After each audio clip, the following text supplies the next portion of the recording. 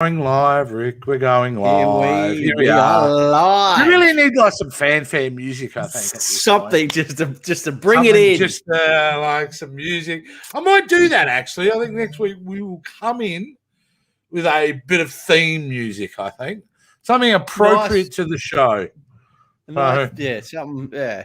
Absolutely, 100%. That's the way to do it. So here we are, Rick. Welcome to the next episode 2 in the Falcon and Winter Soldier limited series. I mean, say limited series because there's only 6 episodes. 6. And I don't know if there will be a sequel or not. Though, so far, out of the 2, you think WandaVision's pretty well closed story. But I could see Falcon and the Winter Soldier potentially having a season 2, season 3 scenario. Maybe. I think it would. Yeah. I don't see why they wouldn't. But no. So Rick, that's it. Look, we've watched it, of course. We've just dug into episode 2. What are your reactions straight off the bat, Rick? How did episode 2 generally just sit with you? Oh, look, I enjoyed bits of it. There was some bits I didn't really enjoy. Whoa! Yeah. I mean, maybe I'm nitpicking on a few things. Maybe I'm looking more into it. No, I don't know. I could be nitpicking. There was just a couple of scenes. I'm like, really? Why did he do that instead of? We'll talk about them. Yeah. It was like I said, but overall, I enjoyed it. There was a few things there which was quite surprising, actually. So yeah. Look, my overall reaction was it was a real tonal shift. I'll give you that. Like last week's episode felt very dead serious. This felt more of an action adventure, a bit more light-heart. Like there's a bit more banter going on and all that in the episode. But I actually preferred this episode more than last week's episode. Okay. Well, and I didn't really come up against anything that kind of bothered me. So I'm super interested to hear what you thought about it because honestly, I liked how it went. You know, I kind of was thrown a bit in the beginning because they're obviously doing recaps, which is fine. But just to get straight into a scene with John Walker. Yeah, straight into it. Well, I kind of let off from the last scene we saw him. Where he's in the locker room and but we get like that's his introduction. We get to know him and all that. And what I found kind of tonally different though was like I was sympathizing with him by the end of that scene. Yeah. I was like, yeah, man, like it's not your fault this has happened. You've been given this you've taken the responsibility, and you got a lot of pressure on you. So by the end of that scene, I'm like, hey man, like let's not be too harsh on the guy. He's never going to be Steve Rogers. Never. But he's there and he's trying to do the right thing. So I like the scene. You know what I mean? I like that quite a lot. How did you go with that first scene, Rick? Did it bother you, or was it like, I don't like this? No, that scene was good. Like, you straight into it, and obviously that was his partner that he was talking to. Yeah. Or his wife, or whoever she is. Yeah. And then he's kind of like, I'm Captain. I'm, and he's trying to do that introduction, trying to find that persona for himself. He's trying to find the best Cap that he could be, and then obviously his other partner comes in and talks, and it goes back to his high school, and it was all right. I didn't mind that scene. It was a good introduction overall. Obviously. Yeah, I thought so too. But look, we've still got some comments straight off the bat. Oh, here we go. Yeah, Bruce basically has come out and said, I'm surprised they introduced Eliza Badry, but I'm loving it. Absolutely. John Walker's Captain America is already showing died hard. Yeah, we'll get into that. But I'm glad you brought that up because what I've decided to do this week, great comment, of course, Bruce. But one thing I did want to start doing this week is I thought, well, let's just bring up and let's have a look at, maybe we'll do it this way, the Marvel database. Yeah. So we get to know some of the origins of these characters. Yeah, excellent. Universe. So we've got Jonathan Walker, who's obviously from the Earth 616. And in the comic books, he was a U.S. Army veteran who went through the power broker to process and enhance his strength. So we don't have that version, but obviously he has his roots from the comic book. So Now let's go down. So what I'm going to do, I'm going to scroll down the bottom because down the bottom of it tells us when he first came in. So his origin is he's a human who received his enhanced strength from the process developed for Power Broker. Now, obviously, there's some deep cuts. We're not expecting anyone to know about it, but he's definitely got big roots in the Marvel comic books. His first appearance was in Captain America 86. Number 323 in 86. So he's not a new character, Rick. He's a character that's been around for a while. So, so I think it's obviously very different to where they're going with the Marvel Comics version, but early on, I was on board. I was completely on board, and we'll get to Elijah Bradley later, guys. But I was on board, Rick. I didn't early on. I'm really kind of loving this, and they move very quickly. We go because at this point I'm thinking, is this whole episode about John Walker? About him? Yeah, because they do that Good Morning America intro and everything. So, but no, we quickly, quite abruptly in some ways, we shift straight to the Falcon and what happened? And Bucky straight away. And I thought that would have been a big build up. That was one of the things that annoyed me. Okay. Not annoying, but I just thought he just comes out and there's Bucky comes down and then he's just straight into him. They haven't seen each other. They've obviously Bucky's reached out, Sam's reached out, but Bucky hasn't done anything. But then all of a sudden they find a meet, and that was kind of the reaction. I was like, oh, okay. I actually enjoyed it. Was a bit, okay. But straight away they're into the banter. Yeah. And I loved it. I absolutely and in a way it's efficient storytelling, Rick, because you're just cutting out that what was perceived because of the first episode. They're building this up. To in reality, let's just get on with it. And as we know, they kick off on a little mission straight away. And what I think's happening with this Falcon Winter Soldier, we're getting a big action piece every episode, I think. Which is good. Yeah. And then you get a smaller action scene. Yeah. But yet again, the action scene that we get into it's cinema quality. Awesome. Of course. It's top notch. It is. It's the way it's done. There's money being poured into this. There's no question. You can see. So, but straight away. I love the scene when they, they're in the plane and they're going to the mission. Here we go. Bruce got another comment. Their chemistry is like oil and water, but in the best possible way. Absolutely. Yeah.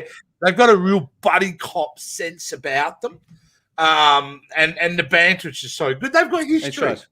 They've got history. So they've known of each other since Captain America, the Winter Soldier. So, but I love that bit on the plane when Bucky jumps out of the plane. He jumps out without a chute. Goes, and where's the chute? I don't need one. That's it's funny. He's all broken, but when he jumps out, he's screaming the whole way. And then Sam's got it on Red Wing. He goes, I've got it all on camera. It was funny. Really, really great. So, but that leads, I don't think we're mucking around too much, Rick, before we get the scene on the trucks.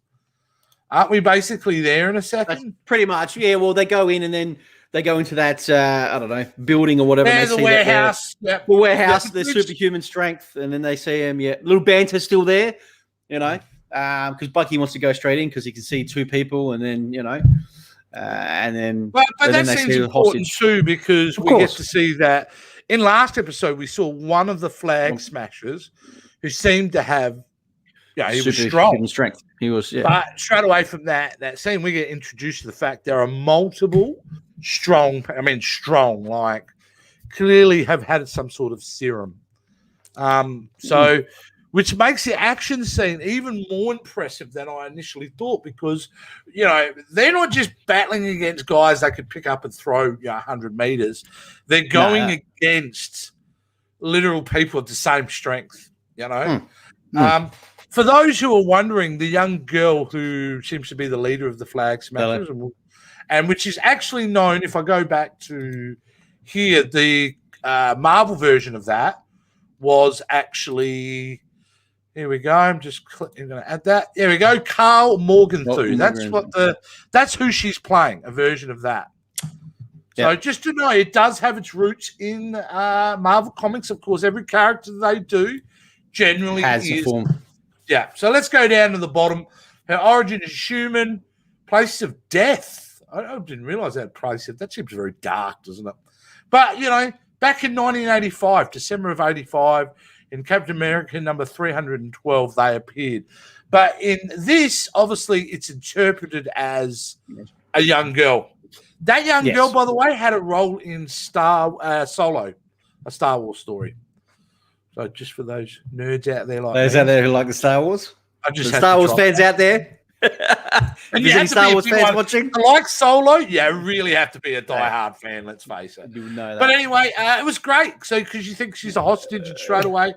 No, man, she kicks him to what is an incredible action scene, Rick. They go balls out in this. They do. They don't hold back. What did you think of the action scene? One thing. It was just one thing. This is the one thing that annoyed me. And I don't know if it was anything or not. I don't know. So you come in, it's the scene. Bucky comes down and there's two trucks. Obviously, there's two trucks. There's one truck in front of Bucky. All right. Yeah. So you can see the driver can see him opening the doors. Yeah. And you can see it. But the guy doesn't do anything. The truck driver doesn't do anything. Here's my answer. But it was kind of like... Well, why would they? Because they're leaders in there. They're probably looking at Bucky going, oh, my God, he's walking into the leader. So I don't think they would have anything to fear because it's like, well, what do they need to do? He's going straight into the and he's going to get his ass kicked. And they know she's got super strength. Yeah. Good point. But apart from that, it would be unnecessary.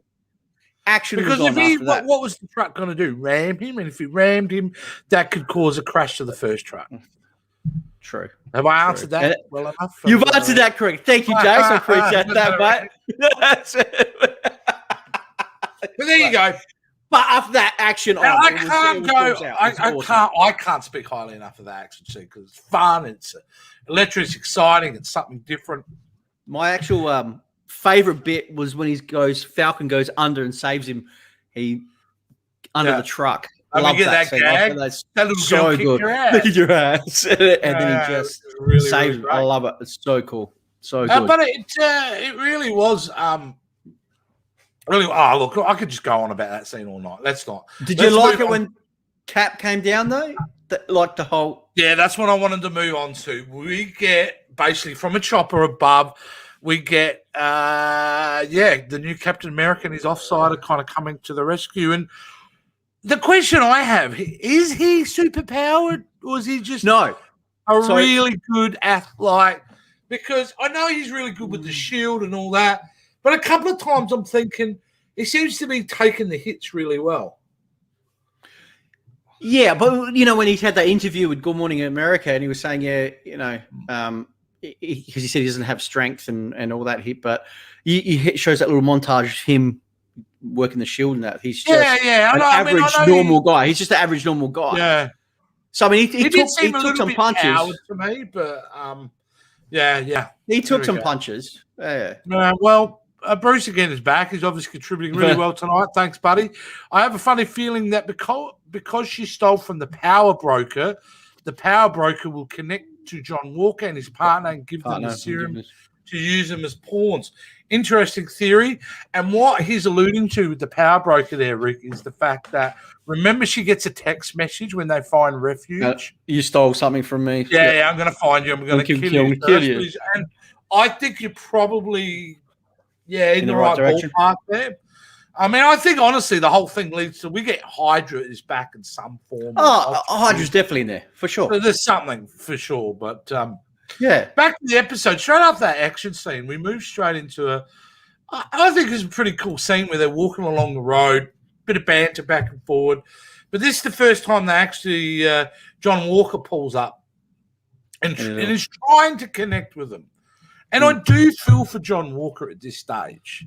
Because he's trying to connect and trying to get them on board and work as a team. And I don't know how much of an issue I had at that point with him trying to do it.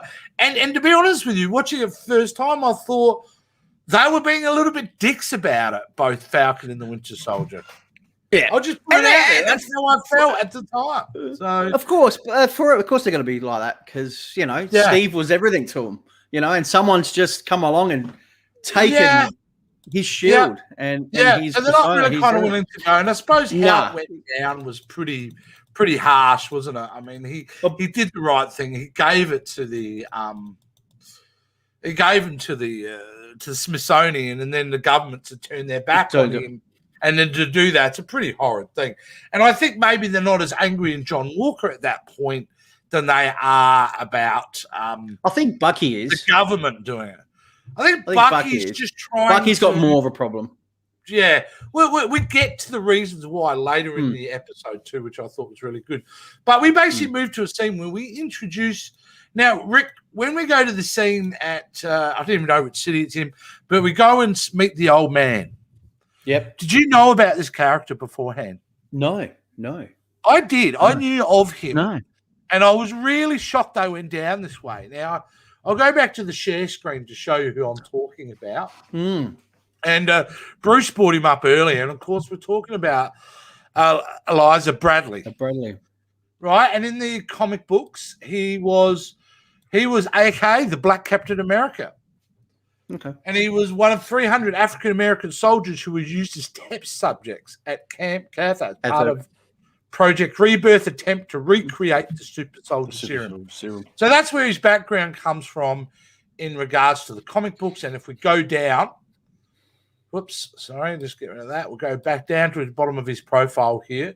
His origin, human, forcibly enhanced to the peak of human perfection by the, and we first got to see him in 2003. Truth, Red, White, and Black. So in this version here, though, Rick, well, obviously what they've tried to do is, use him as someone in the 1950s. And how he's someone who's been experimented on and has been used as kind of like a undercover stealth kind of operative. So they had history together, and that's what that scene is basically about, is that Winter Soldier thinks it's a good idea to go and see Elijah Bradley and try to say to him, hey, guy, what the hell? We've got a whole heap of these guys around all of a sudden. Super soldiers are everywhere. What's going on? Yeah. Did you like the scene? It was pretty intense. I did. It was pretty, coming into it and saying that he was, back in those days and he was fighting Bucky and actually almost ripped his arm off, and he thought Bucky was going to come and kill him, and it was intense. Even the end of that scene as well, was that when they left, that they walked out, was very kind of intense as well. Want to talk about that was very I mean, there was a lot going on there. Maybe a bit on the nose, but I know what they were trying to do. Yeah, but literally, without doubt, that he's unsuccessful. Walks out of that.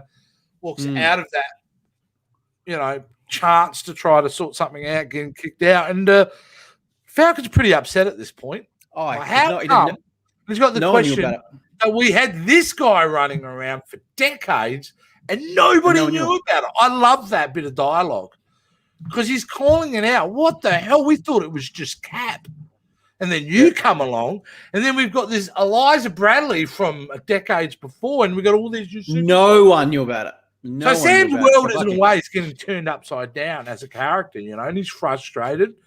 And I don't blame him. And then they back it up in what is very much a big scene where they get pulled over by the cops. And if you notice in that scene, and it is a commentary of what's going on in America, the cops straight away look straight at Sam and go, "What? Yeah, who are you? What's going on?"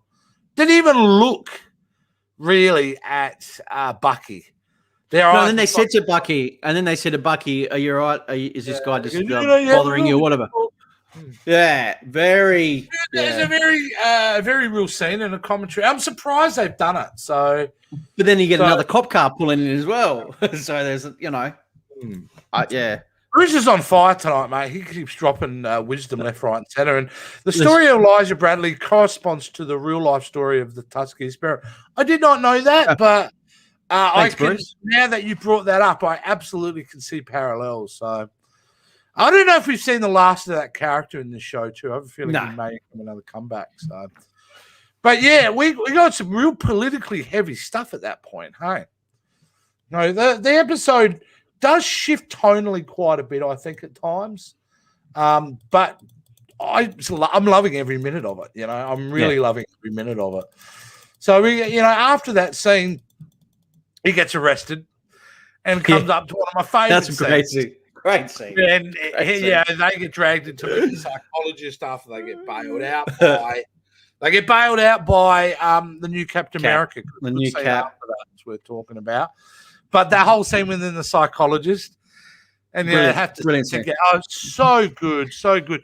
But there's a bit of heart in that, because what you get to find out is what Sam is doing.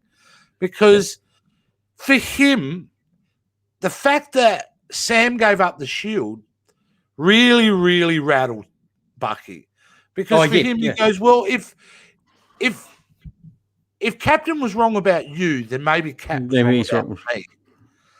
And I thought that was very poignant. Very poignant. And I thought just so well executed that through that line into what is essentially a comedy scene. We're playing back and forward. It's a very funny scene. But they have so much heart and truth and honesty that comes out in that is just magic, just absolutely magic. So I really do think they're really, like, what I'm noticing in the show is they're really taking care of the dialogue scenes. They're really taking care of the characters.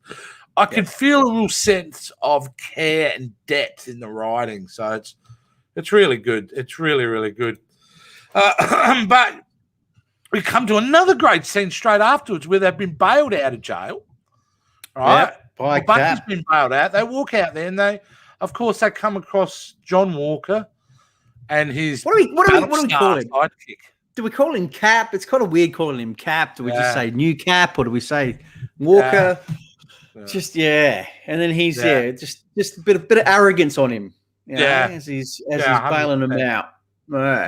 And when this is the scene where we actually get the reveal. All right, they reveal it to the audience that John Walker isn't as goody two shoes as he's playing. That's right. Because they have a bit of banter and he's trying to recruit them, and Sam makes an excellent point about, hey, look, you guys are bogged down in all these regulations. We can go. We're free agents. We're free agents, so we can go and do some dodgy shit if we have to. But it's the fact that when they reject that concept, that John Walker turns around and goes, right, we'll just stay the hell out of my way. I think that's where we get the true sense of John Walker. I think John Walker is not a villain now. And I think Bruce had mentioned it earlier. I don't think John Walker is really a villain now, but I will say something will happen to him as a character to push him over the edge. Yeah. Now, that's where my gut feeling goes. But, yeah, absolutely fantastic. What do you think about the final little death scene by one of the flag snatchers? Yeah, which I thought was pretty cool. Pushes over a pole, runs straight at the cops of the plane, fly off. Yep. And they just all shoot him. He just knew it was it. He knew he was going to die. That was the only reason he had to do it. That was the only way to get them out of there. So he had to sacrifice himself. Yeah. 100%. Bruce is back again. He's on fire. Bruce is on fire. I'm calling him US agent. He is US agent. We all know he is. They haven't. Absolutely, it's coming. They haven't kind of gone that way, but they may even not say it. But even the uniforms, it's very US agent, isn't it? It's not exactly. I think that's absolutely 100%. But we're getting close to the end of the episode, and the end of the episode is our introduction to the one and only Zemo. Zemo, obviously the villain from Captain America: Civil War, held up in the jail, and they're on their way to go visit him. That's what they've decided, that both Bucky and Falcon need to go over there and they need answers. They need answers. I want to know. Breakdown of the episode, but tonally very different than last week. Well, I thought last week was very much about family. I mean, we spent so much time with Sam's family, and it feels like we've just dropped that whole thing now. It's gone. It's just dropped. It's gone. It doesn't exist. We don't mention about it. You know what I mean? And then we're into the, But I can't complain about what I saw. I really can't. For an episode 2, it was so well done. I really love the dialogue. I love where this plot is going. I really feel there is some growth to be had for both Sam and Bucky, and it's great. It's wonderful. It's still even like after the whole series of WandaVision now, I still pinch myself that we're getting to watch this stuff every single week now. It's crazy. It's not over. It's just great. We're going to get more and more of this content, which is fantastic. It's if I don't know, do we rate these episodes now, Rick? Is that what we should be doing? Should we be giving them rating? Because my rating is high anyway. So I don't know if I want to rate it. I just want to say I'm enjoying the ride so far. I think it's that's what it's about. It's exactly what it's about. You're just enjoying it, mate. And that's how it always has to be. And that's what these shows are all about. Just enjoy it. If you're not a fan of the comics or anything like that, you're still going to enjoy the show. You're still going to love it. Oh yeah, you do not. I mean, you don't need to be. You know, to know all that. You just get back in there and watch it. I mean, look, that's beautiful. No matter what you think, whether you're into superheroes or not, and there's a lot of people are not, they're doing a very good job in making content that's accessible for everyone. That's right. They're not limiting themselves. It doesn't really matter whether your Uber nerds like you, Rick, get a lot out of the show because of all the deep cuts. And then, the general person can really kind of enjoy it. That's good. So, and that's what it's all about. Yeah. And leading into next week, where do you think this goes? Oh, look, we're definitely going to see more about Zemo. I think obviously Bruce, we're going to see more. Oh, there you go. Looking forward to that Zemo Bucky conversation. Yeah, I think they haven't seen each other. You know what I mean? They haven't seen each other since that. So both of them haven't seen. What is all that about? I mean, it's gonna be on. So cannot wait. I mean, we're assuming that Zemo was the big bad villain in this. Maybe we're assuming. We're thinking in jail. That's right. How is he? Is this someone else? But he's very manipulative. He's very intelligent. So it'll be a very interesting conversation that those three will have next week. So it'll be some psychological war games going on. Oh yeah, there, mind tricks for sure. Definitely get into your mind. 100%. So, but fantastic. Look, I loved it. Another great episode. I think we're just going to continue to get more and more of this good stuff. Maybe we're Marvel shrills for loving all this stuff, but honestly, guys, if they hit a bad note, I'm going to bring it up. I'll put it out on the table when they do something right. So we're not just shilling away, but, man, they've been really good so far. I haven't been disappointed. So, Bruce has got another comment, Jace. About DC, yeah. Look, this is probably not the show to do DC chat, but certainly we can talk about that on another show. Fantastic. Yeah, definitely. There is some DC stuff to talk about too, but not on this show. We're strictly Marvel, Falcon and the Winter Soldier. So, So there we go. Very good stuff, mate. Rock and roll. That's it for the show. I don't have any more to add. Bruce, thank you so much for contributing. Thank you for joining. You made some excellent comments, so keep it up. So that's it, Rick. And now we move on to Monday night. Show, which is Monday night. Monday night. There's a couple of things. Monday night will be great because we'll do Chapter 2 of the Stacksiders Justice League, which is called The Age of Heroes. And so every week we're doing each chapter of each chapter, not the whole. We only discuss the chapter and kind of break that down a bit. So that's going to be a fun show. Awesome. Tomorrow, I believe, only hours from now, I do believe we have the new Suicide Squad trailer dropping. We'll be doing a trailer reaction on that, and we'll be having that done within hours after. And the exciting thing about that, Jace, we're going to be in the studio to do that, which is exciting. For the first time in months, we're back in the studio. We haven't done that for a long time, so looking forward to that, guys. So it's going to be fun to do. To do that back in the studio now. There's some new tricks and things like that going on too. So looking forward to it, mate. All right, guys, thanks for watching as always. Thank you, everyone. We're so lucky to live in a world where we have this content on our screens every week. Thank you. Are you talking about us? Are you talking about us, Jace? Or no? No, you're talking about us. Oh, you want? No. No. I don't want to compare. No, I mean, without these guys, what do we have to talk about? DC content. DC content. Yeah. We're gonna. No, it's all good. No, we enjoy it. We love it, and thank you for everyone. So thank you so much, guys. We'll see you all on Monday. Or on Monday night. Well, no, you'll see it in the trailer. Or next week. First. Oh yeah, it's trailer reaction first. There you go. Thanks, guys. Straight. This is a really awkward ending. We're out. See you guys. Bye. Bye.